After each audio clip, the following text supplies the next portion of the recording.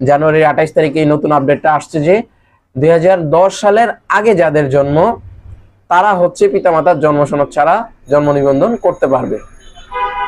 এখন আসি আমি 2007 বা 6 2002 এগুলো দিয়ে দেখি কি আসে। তখন দিলাম 17, 12, 2000 সাল। তো 2000 সাল দিলেও কিন্তু আগে পিতামাতার জন্ম সনদ ছাড়া এটা করা যেত না, এখন কিন্তু এটা করা যাচ্ছে।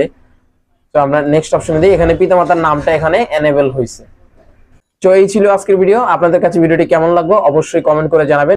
আর যদি ভিডিওটি হেল্পফুল হয় তাহলে অবশ্যই আমার চ্যানেলটি সাবস্ক্রাইব করে পাশে থাকবেন, এবং যারা ফেসবুক থেকে দেখতেছেন তারা ফলো দিবেন, লাইক করবেন, ভিডিওটি শেয়ার করবেন, কারণ ভিডিওটি অনেক উপকারে আসবে।